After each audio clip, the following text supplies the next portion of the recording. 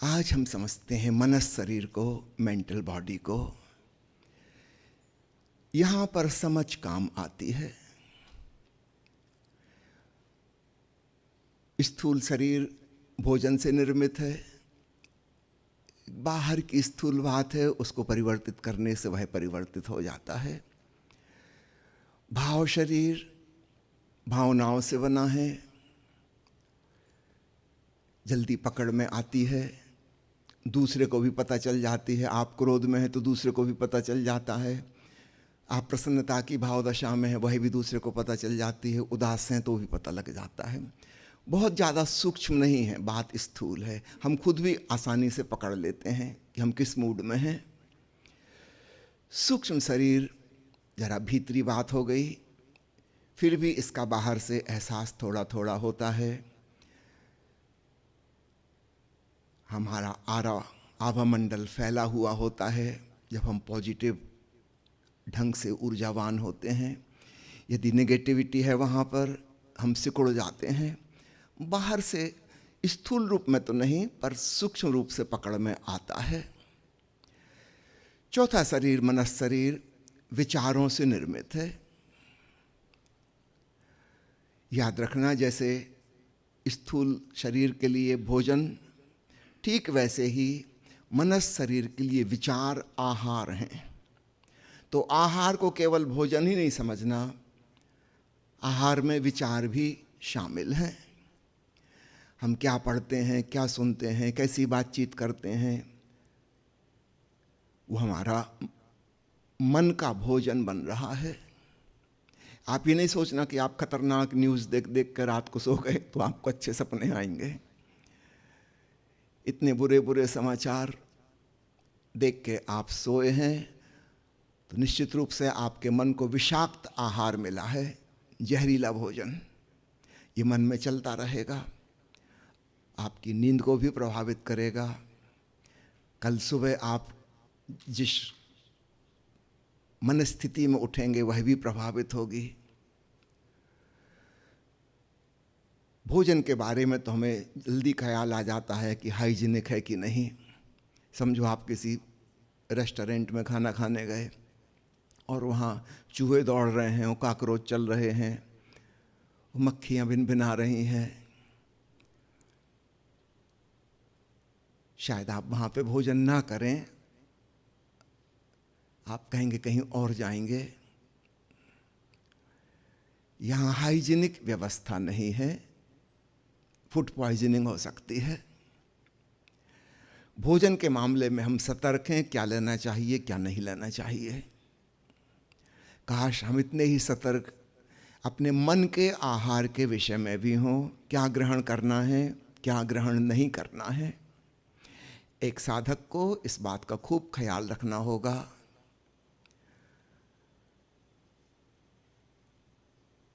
सत्यम शिवम सुंदरम पर केंद्रित विचार ग्रहण करने योग्य हैं, चिंतन मनन करने योग्य हैं।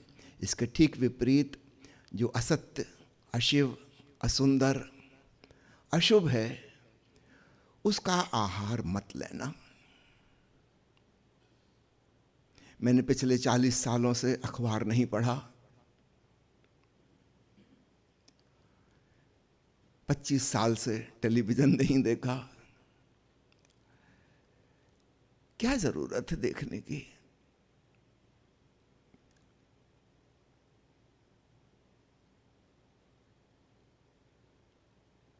जरा सोचना, आपने इतना देखा, उससे आपको क्या मिला। राष्ट्रीय समस्याएं और विश्व स्तर की समस्याएं सुनकर आपने उसमें कुछ कंट्रीब्यूट किया, कुछ योगदान दिया सुलझाने के लिए। वह आपका फील्ड नहीं है, आप उसमें कुछ कर नहीं सकते, तो उसमें क्यों समय बर्बाद कर रहे हैं। थोड़े सावधान बने। हम अपने मन में कुछ आहार डाल रहे हैं, वो हमारे मनस शरीर को निर्मित करता है। जैसे हम कहते हैं ना, बेसिक बिल्डिंग ब्लॉक, कोई इमारत है तो ईंट से बनी है, ये उसकी बेसिक बिल्डिंग ब्लॉक है। तो हमारा स्थूल काया भोजन से निर्मित है, ठीक वैसे ही हमारी मेंटल बॉडी विचारों से निर्मित है, ये उसकी बेसिक बिल्डिंग ब्लॉक है। और हमें सावधान होना होगा हम कौन सी ईंटें इसमें जोड़ रहे हैं, और अतीत में जो ईंटें जुड़ चुकी हैं उस पर भी हमें पुनर्विचार करना होगा, क्या उसमें बचाने योग्य है और क्या हटाने योग्य है। निश्चित रूप से जाने अनजाने बहुत कुछ भूल भरी चीज़ें हमारे भीतर समा गई हैं। हमारी परिवार व्यवस्था, समाज व्यवस्था और शिक्षा प्रणाली, समाज की और राजनीति की व्यवस्था, ये सब हमारे भीतर नकारात्मक विचारों को पैदा करने के लिए काफ़ी बल देती हैं, और सकारात्मक विचारों को पैदा करने के लिए कभी प्रोत्साहन नहीं मिलता। और आश्चर्य नहीं कि दुनिया के अधिकांश लोग बड़ी नेगेटिव थिंकिंग में चले जाते हैं। इसके लिए उन्हें ट्रेंड किया गया है।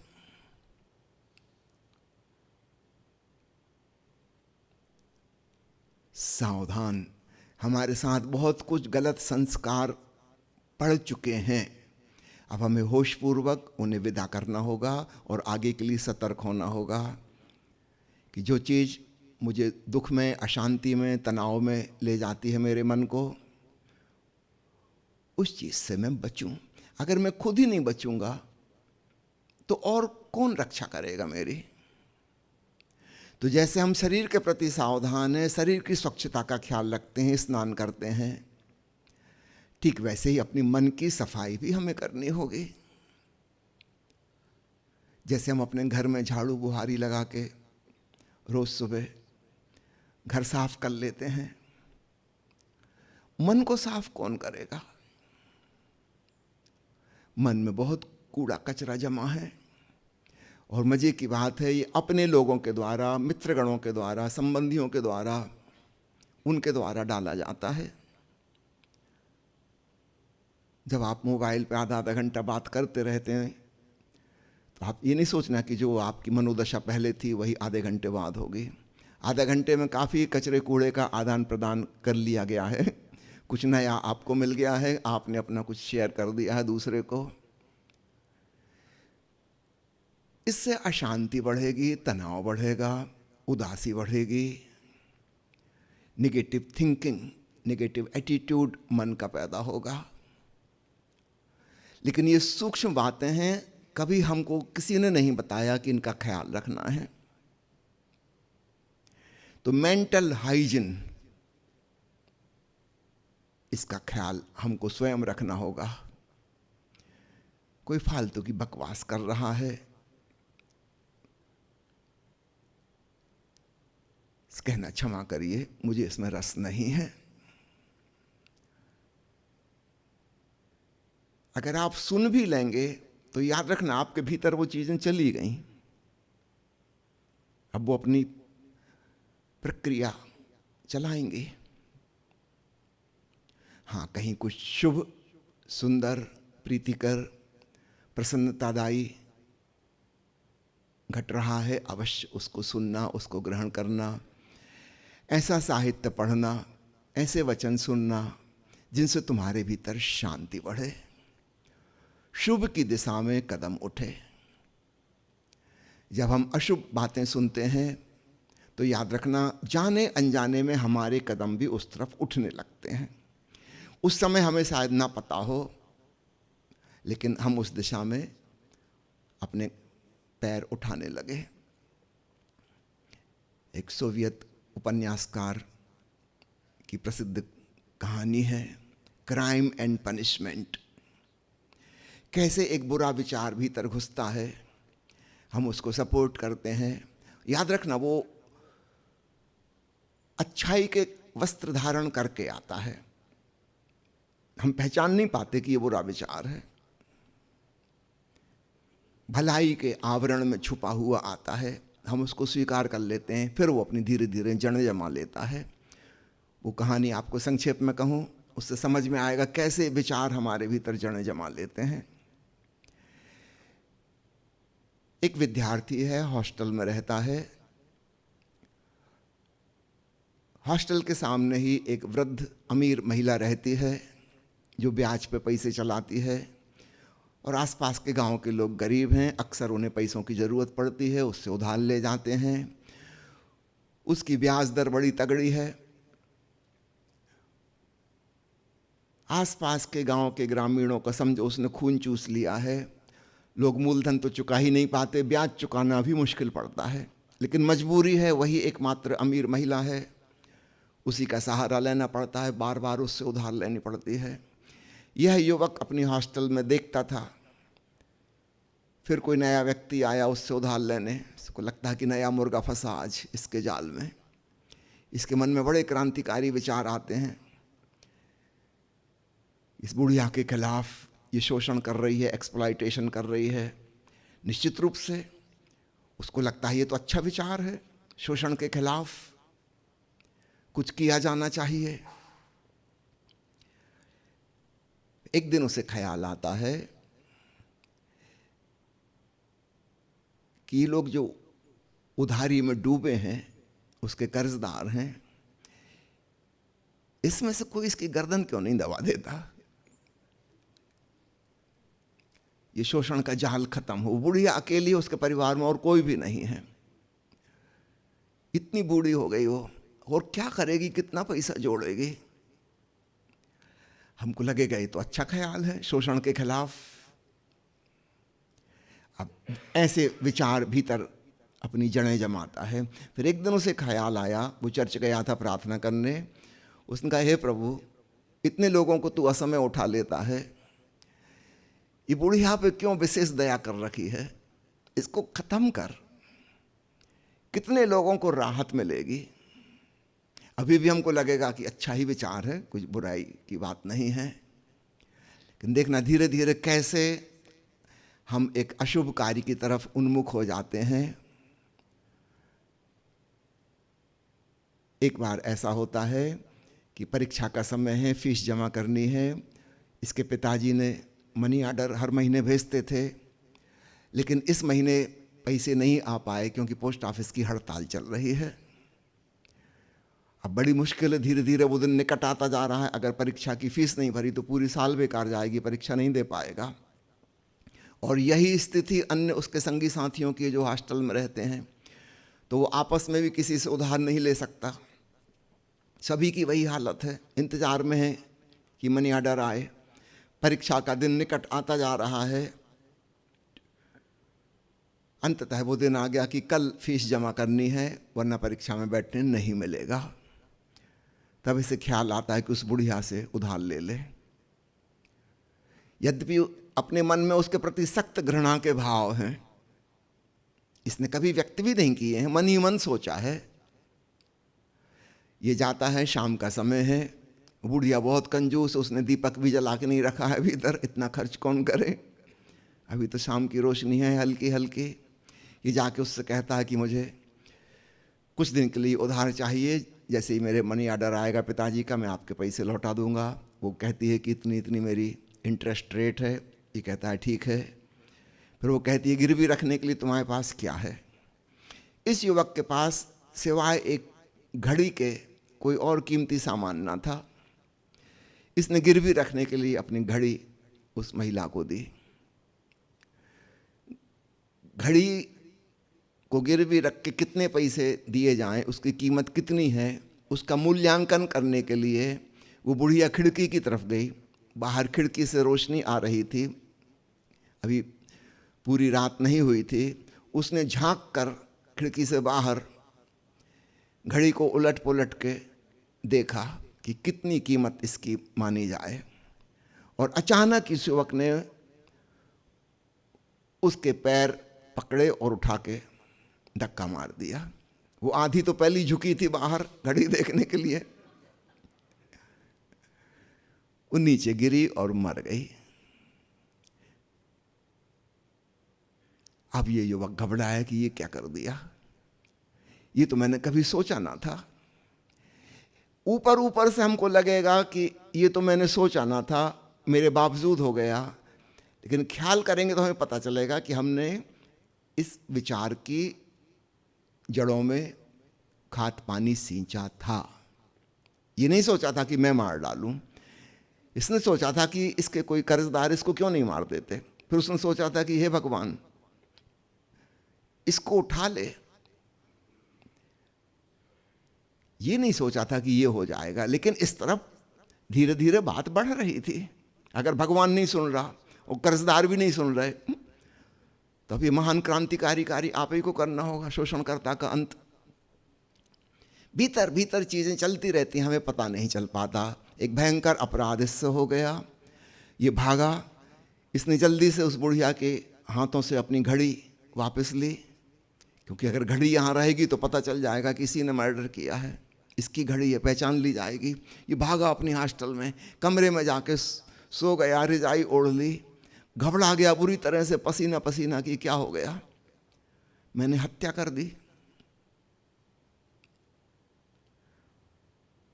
और उधार पैसे तो अभी मिले भी नहीं हैं। जब रात्रि को सभी विद्यार्थी मैस में जाके खाना खाते हैं, ये नहीं जाता, इतना घबराया हुआ है, इसको शक है कि लोगों को पता लग गया होगा कि मैंने मर्डर किया है। इसके संगी साथी देखते हैं कि आया क्यों नहीं। इसके कमरे में आते हैं, दरवाजा खटखटाते हैं, ये खोलने में आनाकानी करता है, देर करता है बहुत। इसके चेहरे पे ऐसे हाव भाव हैं कि बस ये अब पकड़ने वाले हैं इसको। अंततः दरवाजा खोलता है, भी कहते तुम खाना खाने क्यों नहीं आए, और हम इतनी देर से खटखटा रहे हैं, दरवाजा क्यों नहीं खोलते। इसके चेहरे पे हवाइयां उड़ी हुई हैं, बिल्कुल नर्वस ब्रेकडाउन। ये कहता है कि नहीं नहीं, मैंने कुछ गलत नहीं किया। वो इसके दोस्त हैरान होते हैं कि हम कहाँ कह रहे कि तुमने कुछ गलत किया, चलो भोजन करो, मैस बंद होने वाली है। अभी और घबराता कि मेरे मुंह से निकल गया कि मैंने कुछ गलत नहीं किया, अब तो इनको और शंका पैदा हो जाएगी। बुरी तरह घबराया घबराया खाना खाता है, पसीना पसीना हो रहा है। उसके दोस्त पूछते हैं कि ठंड का मौसम है, तुम पसीना क्यों आ रहा है तुम्हें। अब इसके मुख से ऐसी ऐसी बातें निकलने लगती हैं धीरे धीरे, क्योंकि इसके भीतर विचार चल रहा है कि मैं पकड़ा जाऊंगा। रात को पुलिस की जीप की आवाज सुनाई देती है, हॉर्न। पुलिस की जीप का अलग प्रकार का हॉर्न था, और ये रात को 2 बजे उठ के घबरा के बैठ जाता है, आगे पकड़ने वाले। यद्यपि किसी को नहीं पता चलता कि वृद्ध महिला की मृत्यु कैसे हुई। लोगों ने समझा कि संयोग की बात है, खिड़की से गिर गई, एक दुर्घटना उसको माना। उसकी लाश को दूसरे दिन जला दिया गया। लेकिन ये लड़का घबराया हुआ है। अब इसके अंदर दूसरा विचार आ गया है कि मैं पकड़ा जाऊंगा। और फिर आगे लंबी कहानी चलती है। यह खुद ऐसे ऐसे स्टेटमेंट बीच बीच में देता है अपनी घबराहट में, कि उन्हीं स्टेटमेंट्स की वजह से ये पकड़ा जाता है। Crime and punishment. क्राइम के विचार भी इसके भीतर जड़ें जमाए थे, इसलिए क्राइम हुआ, और पनिशमेंट भी इसलिए मिला क्योंकि इसके विचार इसके भीतर जड़ें जमा लिए थे।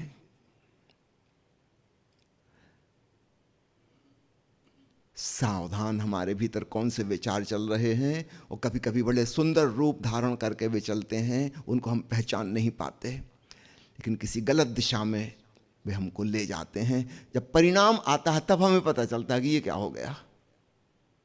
कितनी बार हम सोचते हैं कि मेरे बावजूद ऐसा हो गया। नहीं, मेरे बावजूद कभी कुछ नहीं होता। मैं ये कहना नहीं चाहता था मगर कह गया, जवान फिसल गई। जवान क्यों फिसलेगी? हमारे भीतर चेतन मन और अचेतन मन में द्वंद्व चलता रहता है। अब चेतन मन 88% है, चेतन मन से लगभग 9 गुना बड़ा, और वहां पे चीजें चल रही हैं, अंधेरे में खिसक रही हैं, अपनी जड़ें जमा रही हैं, और फिर अचानक एक दिन वे प्रकट हो जाती हैं। जवान नहीं फिसलती, मेरे बावजूद मैं कुछ नहीं करता। जो कुछ भी मैं करता हूँ, कहता हूँ, वो कहीं गहरे में मेरे भीतर समाया हुआ है, वही प्रकट होता है। तो न केवल चेतन मन के प्रति, हमें अपने मनस शरीर के उस गहरे हिस्से के प्रति सचेत होना होगा जो अवचेतन में चल रहा है। निश्चित रूप से यह एक गहरी साधना होगी। हमें अत्यंत सजग होकर निरीक्षण करना होगा। याद रखिएगा, यदि हम निर्णय लेंगे, भले बुरे का लेबल लगाएंगे, तो फिर वो चीज़ें और अंधेरे में खिसक जाती, फिर हमें और पता नहीं चलती, बिल्कुल अचेतन में चली जाती हैं। इसलिए अपने मन को वैसा ही देखने के लिए तैयार हो जाइए जैसा वह है। तब आप पाएंगे अवचेतन ने अपने आप को खोल दिया, आप उसका निरीक्षण कर पाएंगे। और मजे की बात है, निर्णय लेने की कोई ज़रूरत नहीं, केवल अवलोकन के द्वारा जो अशुभ है, असत्य है, असुंदर है, वह विदा हो जाता है। केवल अवलोकन के द्वारा जागरण पर्याप्त है। जैसे सुबह हमारी नींद खुलती है और मूर्छा में जो सपने चल रहे थे वे अचानक विलीन हो जाते हैं। जागना पर्याप्त है, कुछ और करना नहीं पड़ता कि अब सपनों को हम हटाएं मिटाएं। नींद खुली, सपने गायब। ऐसे ही एक और जागरण अपने मनस शरीर के अंधेरी परतों के प्रति, उनके प्रति जब हम जागते हैं, वहाँ जो पुण्य है, शुभ है, उज्ज्वल है, वही शेष बचता है। यह परिभाषा है। ओशो कहते हैं, होश पूर्वक तुम जो कह सको, जो कर सको, वह पुण्य है, और जिसके लिए मूर्छा, बेहोशी अनिवार्य हो, वह पाप है। पाप और पुण्य की इससे सरल परिभाषा कभी नहीं की गई। पुरानी जो परिभाषाएं हैं वे कर्म से संबंधित हैं कि अगर तुमने ये किया तो ये गलत है, और ऐसा ऐसा ऐसा किया तो ये सही है। ओशो ने कर्म पर नहीं, बल्कि कर्म के संग जुड़े जागरण अथवा मूर्छा पर, प्रमाद अथवा अप्रमाद पर जोर दिया। क्या कर रहे हो, क्या कह रहे हो, वो सवाल नहीं है। अगर तुम अप्रमाद में कर रहे हो, परिपूर्ण होश में, तो वह सही है, और अगर मूर्छित ढंग से कर रहे हो तो कितना भी सही वह लगे, मगर वो सही हो नहीं सकता। तो मनस शरीर के प्रति जागरण, हम जो वाणी बोलते हैं उसे ऐसा समझना वो हमारे व्यक्त विचार हैं। हमारा मन प्रकट हुआ, और हमारे विचार जो हैं वो अव्यक्त वाणी हैं, अभी अप्रगट हैं, बीज रूप में भीतर भीतर चल रहे हैं। यदि आपको लगे कि विचारों के प्रति जागरूक होना अत्यंत कठिन है, चलिए वाणी से शुरू करिए। ये तो स्थूल चीज है जो हम बोल रहे हैं, क्योंकि अगर हम इसके प्रति सजग हो गए तो धीरे धीरे ये कहाँ से आ रही है हम वहाँ भी पहुँच जाएंगे। अगर हम खूब जागरूक होकर वार्तालाप करें, पहली बात तो हम पाएंगे कि हमारे वार्तालाप में से बहुत सी बातें खत्म ही हो गई, उनकी कोई हमें ज़रूरत महसूस नहीं होगी। वो तो हम मूर्छा में आदतवश किए चले जा रहे थे। अगर हम होशपूर्वक बोलना शुरू करें, सम्यक वाणी अपने आप प्रकट हो जाएगी। फिर धीरे धीरे हम इसके पिछले हिस्से की तरफ चलेंगे, आंतरिक हिस्से की तरफ, जहाँ विचार वाणी बन रहा है, अप्रगट चीज प्रकट होने की तरफ जा रही है, हम उसके प्रति जागरूक हो जाएंगे। तो ऐसा समझे, वाणी जो है हमारी वो है वृक्ष, विचार जो हैं वो हैं बीज। इन दोनों के बीच में एक प्रक्रिया है अंकुरण की। अभी विचार वाणी बनने की तरफ अग्रसर हो रहा है, उसके प्रति जागें। अभी हमने किसी से कहा नहीं है, लेकिन हम भीतर भीतर उसके प्रति सजग हो सकते हैं। ये दूसरी स्टेप होगी। जब इसमें हम सफल हो गए, तब हम और गहरे में जा सकते हैं, बीज रूपी विचारों के प्रति सजग हो सकते हैं। पतंजलि ने समाधि के प्रकार गिनाते हुए कहा है, एक है सविचार समाधि और दूसरी है निर्विचार समाधि। पहले में हम खूब सजग हैं विचार के प्रति, सविचार समाधि। हम उसके दृष्टा हो गए, लेकिन विचार भी चल रहे हैं, बंद नहीं हो गए। इसके आगे है निर्विचार समाधि। हमारी सजगता इतनी प्रगाढ़ हो गई कि अब विचार चल नहीं सकते। विचारों को ऐसे समझना जैसे खुली आंखों के द्वारा देखे गए सपने। जिनको हम सपने कहते हैं वो बंद आंखों के द्वारा मूर्छा में देखे जाते हैं।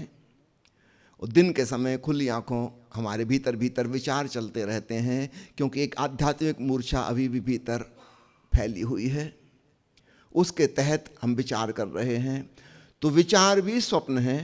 दोनों में फर्क क्या है? विचार भाषागत हैं, लिंग्विस्टिक।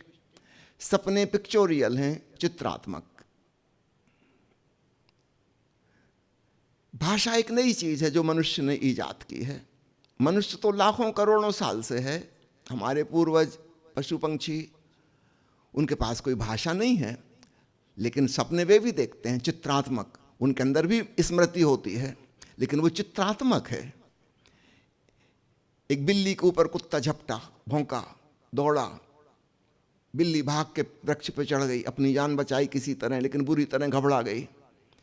अब वो ये नहीं जानती कि इस प्राणी का नाम कुत्ता है, शब्द उसके पास नहीं है, लेकिन इसकी छवि उसके चित्त में बैठ गई।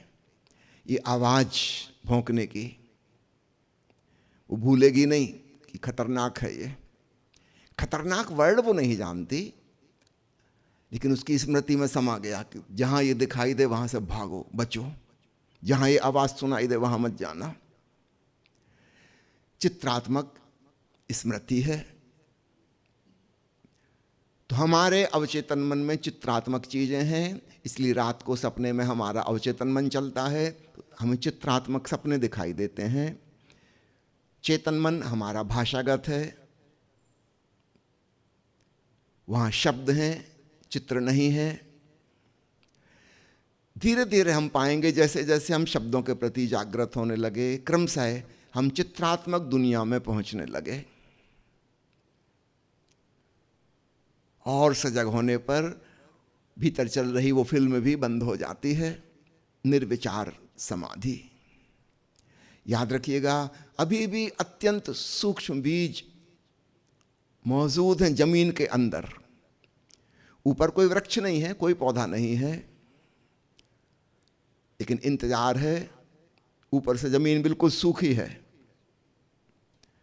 बारिश आएगी, पानी गिरेगा, फिर बीज उगाएंगे, फिर जंगल खड़ा हो जाएगा विचारों का। तो फिर पतंजलि ने विभाजन किया, सबीज समाधि और निर्बीज समाधि। तो निर्विचार होने पर भी अभी सबीज हैं, और जागरण घटित होने पर निर्बीज अवस्था उपलब्ध हो जाएगी। विचारों का बीज क्या है? कामना। हम कुछ चाहते हैं कि ऐसा हो, कि ऐसा हो, कि ये ना हो, कि वो ना हो। किसी भी प्रकार की इच्छा हमारे भीतर की, वह हमारे मनस शरीर में विचारों को जन्म देती है। कोई वासना, कोई चाहना, मैं ये यहाँ पहुँच जाऊँ, मैं ये कर लूँ, मैं वो कर लूँ, यह मुझे उपलब्ध हो जाए। इसके लिए हमारा मनस शरीर विचार जन्माता है, योजना बनाता है कि कैसे ये हो जाए। जब तक हमारे भीतर कामना है तब तक विचार जन्मते रहेंगे, बीज मौजूद है। तो एक अवस्था ऐसी आती निर्विचार समाधि में जहां विचार तो चले गए, लेकिन अत्यंत सूक्ष्म कामना मौजूद है। उचित अनुकूल मौसम पाने पर वो बीज फिर पनप जाएंगे। एक और गहन जागरण की जरूरत है, जहां हम निर्बीज हो जाते हैं, अर्थात निष्काम हो जाते हैं। वही मोक्ष की, निर्वाण की अवस्था है।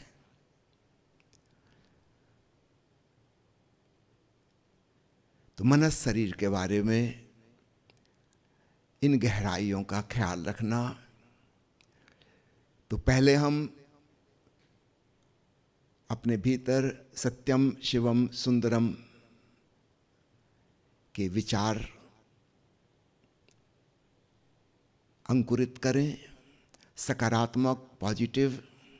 ताकि नकारात्मक से छुटकारा हो।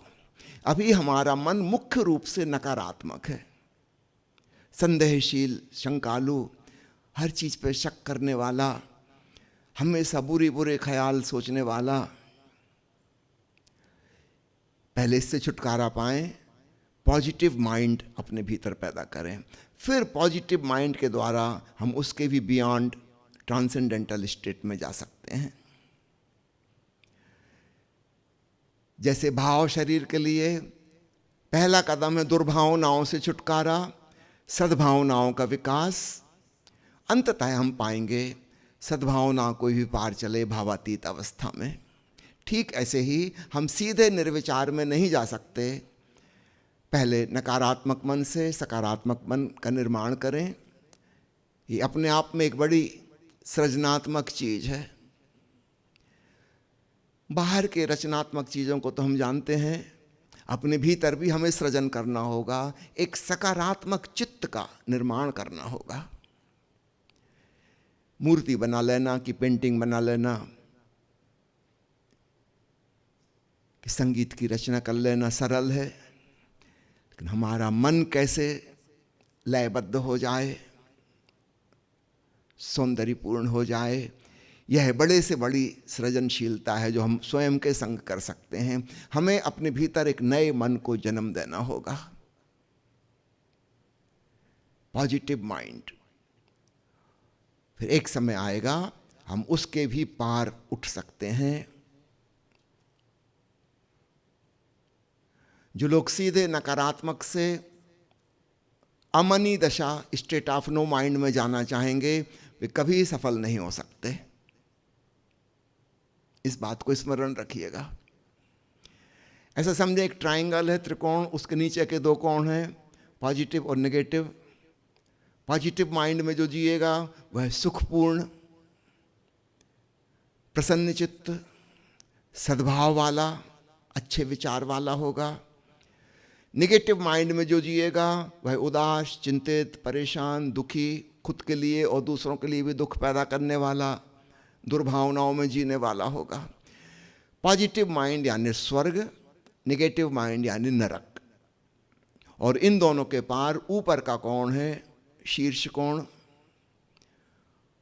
वो है दोनों से मुक्ति, मनातीत अवस्था, मुक्ति की, निर्वाण की अवस्था, मोक्ष। तो स्वर्ग नरक नीचे है, मोक्ष ऊपर है। तो अंतिम लक्ष्य हमारा मोक्ष है, लेकिन वहां जाने का रास्ता स्वर्ग से होकर जाता है, याद रखिएगा। तो देखने में त्रिकोण में भले ही तीनों बिंदु एक दूसरे से बराबर दूरी पर हैं, लेकिन नरक से मोक्ष तक जाने का कोई रास्ता है नहीं।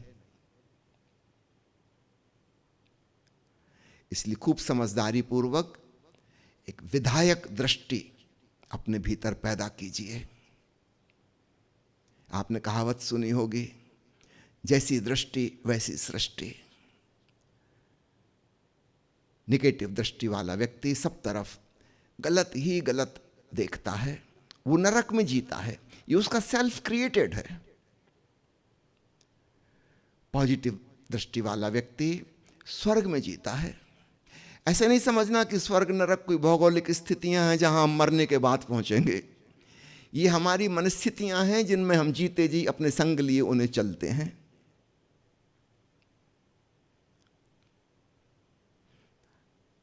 आप गौर से देखना, आप अपने संग लिए क्या चलते हैं। क्रोधी आदमी जहां जाता है वहीं क्रोध करता है। वो सोचता है कि फलाने व्यक्ति की वजह से ये गलत आदमी, इसने गलत कर दी। इस आदमी को आप कहीं और ले जाओ, बिल्कुल नई परिस्थिति, नए लोगों के बीच में आप पाओगे, फिर उसका व्यवहार वही का वही है, फिर वो आंख बबूला हो रहा है, फिर किसी चीज पर नाराज हो गया। लोग तो बदल गए थे, परिस्थिति तो बदल गई थी, लेकिन ये थोड़ी बदला, ये तो वही का वही है। जो लोग अभावग्रस्त दृष्टि वाले हैं वे हमेशा शिकायत में भरे रहते हैं, ऑलवेज कंप्लेनिंग, ये कमी है, वो कमी है, ये ठीक नहीं, वो ठीक नहीं। वो अपना दुख स्वयं निर्मित कर रहे हैं। जो लोग अभाव को नहीं देखते बल्कि भाव, भाव का मतलब है जो है, वे सकारात्मक दृष्टिकोण वाले होते हैं, उनके जीवन में प्रसन्नता होती है, उन्हें यह दिखाई देता है कि मुझे क्या मिला है, क्या प्राप्त है, और वे बड़े खुश होते हैं। मैंने सुना है मुल्ला नसरुद्दीन के 2 बेटे थे, एक बहुत आशावादी, एक बिल्कुल निराशावादी। एक हमेशा खुश रहता था और दूसरे को तो खुश करने का कोई उपाय ही नहीं, महा दुखियारा। नसरुद्दीन परेशान हो गया था, क्या क्या नहीं किया इस बच्चे को खुश करने के लिए, हार गया। अंततः वो एक मनोवैज्ञानिक के पास गया कि आप तो मन के बारे में बहुत जानते हैं, मन शरीर, क्या करूं इस लड़के से, मैं तंग आ गया हूं। मनोवैज्ञानिक ने पूरी कहानी समझी दोनों बच्चों की और कहा कि ऐसा करो, अभी जन्मदिन आने वाला है, दोनों जुड़वां थे, एक ही जन्मदिन था उनका। साइकोलॉजिस्ट ने सलाह दी कि जो हमेशा खुश रहता है उसको कुछ खराब सी गिफ्ट दो, और जो हमेशा दुखी रहता है इसको बहुत अच्छी अच्छी गिफ्ट दो बर्थडे पर, ताकि उसके जीवन में कुछ उमंग, कुछ उत्साह, कुछ फूल खिले। नसरुद्दीन का बिल्कुल ठीक। नसरुद्दीन ने योजना बनाई, 4 दिन बाद ही जन्मदिन था, बाजार गया, सामान खरीद लाया, दुखियारे बच्चे को प्रसन्न करने का एक उपाय, जो जो अच्छे से अच्छा वो सोच सकता था उस बच्चे के लिए, खिलौने, गुलदस्ते, मिठाइयाँ, फुलझड़ियाँ, पटाखे इत्यादि इत्यादि, जन्मदिन मनाने के लिए बहुत अच्छा केक, सब उसने ला के रख लिए। बच्चे स्कूल गए थे, उसने उस दुखियारे बेटे के कमरे में जाकर सब चीज़ें जमा दी, खूब अच्छे रंग बिरंगे चादर बिछाए। नसरुद्दीन की पत्नी ने भी पूरा सपोर्ट किया, अगरबत्तियाँ लगा दी, सुगंध आ रही है, झिलमिल झिलमिल रोशनी, छोटे छोटे बल्ब जल रहे हैं। नसरुद्दीन ने सोचा ये तो ठीक है, उस आशावादी को थोड़ा बैलेंस में लाने के लिए, दुखी करने के लिए क्या करूं। तो नसरुद्दीन को, उसकी पत्नी को समझ में ना आया क्या करें, क्या गिफ्ट दें उसको। तो अपने पड़ोसी के पास गए। उनका पड़ोसी महमूद मियाँ बहुत विद्वान माना जाता था, रेस कोर्स में घोड़े दौड़ाता था, घोड़े का ही काम था उसका। उससे जाके कहा कि मियाँ, मनोवैज्ञानिक की सलाह के अनुसार मैंने एक बच्चे के लिए तो बहुत अच्छा इंतजाम कर दिया, अब दूसरे के लिए क्या करूं, तो कुछ मशवरा दो। उसने कहा ऐसा करो, मेरे घुड़साल से घोड़ों की लीद ले जाकर उसके कमरे में भर दो, गंदी बदबू आएगी, उदास हो जाएगा कि हद हो गई, पिताजी ने ये क्या गिफ्ट दी जन्मदिन पे। नसरुद्दीन को बात जच गई, वहाँ से टोकरी भर भर के वो लाया लीद और ढेर लगा दिया उस बच्चे के कमरे में। फिर दोनों कमरे उसने बंद कर दिए। अब वो इंतज़ार कर रहा था कि बच्चे स्कूल से आएंगे, अपने अपने कमरे में जाएंगे, देखते हैं इस मनोवैज्ञानिक प्रयोग का क्या परिणाम आता है। और उसने मनोवैज्ञानिक को भी बुला लिया था कि आप शाम को 5 बजे आ जाइए, बहुत महत्वपूर्ण रिजल्ट आने वाला है, आपने जो सलाह दी थी उसके अनुसार। वो भी इंटरेस्टेड था, आ गया। जब बच्चे अपने अपने कमरे में गए, उसके 10 मिनट बाद नसरुद्दीन और मनोवैज्ञानिक पहुंचे उस दुखियारे बच्चे के कमरे में। वो रो रहा था, झरझर उसके आंसू बह रहे। नसरुद्दीन ने उसको हैप्पी बर्थडे कहा, बहुत गुस्से में उसने कहा क्या खाक हैप्पी बर्थडे, आपने मुझे बर्थ दी ही क्यों, ये जीवन जीने योग्य नहीं है। मनोवैज्ञानिक भी थोड़ा हैरान हुआ। उसने कहा बेटे तुम्हारे पिताजी ने कितनी अच्छी अच्छी गिफ्ट दी, देखो ये फूल सुगंधित कैसे खिले हुए। उसने उठा के गुलदस्ता पटक मारा और कहा कि क्षणभंगुर फूल सुबह खिले शाम को मुरझा जाएंगे, इसमें कौन सी खुशी की बात है, अभी सुगंध छोड़ रहे हैं, देखना कल इनसे दुर्गंध उठेगी, ऐसी बचकानी बातों में मुझे नहीं उलझा सकते। मनोवैज्ञानिक भी हैरान हुआ कि तो बड़ा दार्शनिक है, हमारे सारे साधु संत महात्मा दार्शनिक जीवन की इस तरह से व्याख्या करते हैं, क्षणभंगुर फूल, सब मायावी। नसरुद्दीन कहा बेटा कितनी अच्छी मिठाइयां रखी हैं, तुमने चखी भी नहीं। उसने लात मार दी मिठाई के डब्बे में और कहा कि खबरदार जो इस प्रकार की अनहेल्दी चीजें मुझे खाने को दी। मिठाई कोई खाने की चीज है, अरे ज्यादा खाओ तो डायबिटीज हो जाए। और दूध की मिठाइयों से अक्सर फूड पॉइजनिंग होती है। मैं इसको हाथ भी नहीं लगा सकता। नसरुद्दीन तो परिचित था अपने पुत्र के व्यवहार से। वो मनोवैज्ञानिक बहुत हैरान हुआ कि तो हद हो गई, ऐसा बच्चा कभी देखा नहीं, हर चीज में से उसने से दुख निकाल लिया। मनोवैज्ञानिक ने कहा कि ये फुलझड़ी पटाखे तुम्हारे फादर ने रखे हैं जन्मदिन मनाने के लिए, केक काटने के बाद इनका उपयोग करना। तब तो वो चीख चीख कर रोने लगा और कहा कि तू मेरा बाप है कि हत्यारा? अरे ये विस्फोटक सामग्री यहां रख दी, प्राण लेना है मेरे, क्या करना है? आज जन्मदिन को मरण दिन बना देना है क्या? जानते नहीं हर साल दिवाली पे फुलझड़ी पटाखों में कितने बच्चे मर जाते हैं, जल जाते हैं, कोई अंधा हो जाता है। तुम्हारे इरादे नेक नहीं है। वो चीख चीख कर रोने लगा। दोनों बाहर निकले कमरे के उसके। नसरुद्दीन का देख लिया मेरे पुत्र को, कुछ भी इसके लिए कर दो, उसमें से कुछ ना कुछ नेगेटिव चीज ढूंढ लेता है। इसको हम सुखी कर ही नहीं सकते किसी प्रकार। तो मनोवैज्ञानिक भी थोड़ा हैरान हुआ और उसने कहा कि जब इसके लिए तुमने इतने रुपए खर्च किए और इतनी अच्छी अच्छी गिफ्ट लाए और ये खुश ना हुआ, उस दूसरे बेचारे का क्या हो रहा होगा? इसके कमरे में घोड़े की लीद भरी है। गए, उसके द्वार खटखटाया, खोला, दरवाजा खुला ही हुआ था और वो लीद के ढेर पे चढ़ा हुआ गड्ढा खोद रहा था, हवा में लीद उछाल रहा था और पुराना फिल्मी गाना गा रहा था, चल मेरे घोड़े टिक टिक टिक, चलना तेरा काम रुकना तेरा काम नहीं। बड़ा खुश, हवा में लीद उछाल उछाल के गीत गा रहा। नसरुद्दीन कहा क्या कर रहे हो? उसने कहा घोड़े को खोज रहा हूं। अरे जहां इतनी लीद है वहां घोड़ा भी होगा। यह है सकारात्मक दृष्टि। लीद है तो घोड़ा भी होगा। और वो दुखियारे लड़के को घोड़ा भी दे दो ना, वो घोड़ा को नहीं देखेगा, वो देखेगा मर गए, घोड़ा आ गया अब लीद ही लीद हो जाएगी। हम अपने आसपास सुख दुख प्रक्षेपित करते हैं, प्रोजेक्टेड। यदि हमारा मन नेगेटिव है, हम पूरा नरक खड़ा कर लेते हैं। याद रखना, बाहर कोई नरक या स्वर्ग नहीं है। हमारा इंटरप्रिटेशन, घटनाओं को हम किस ढंग से व्याख्या करते हैं।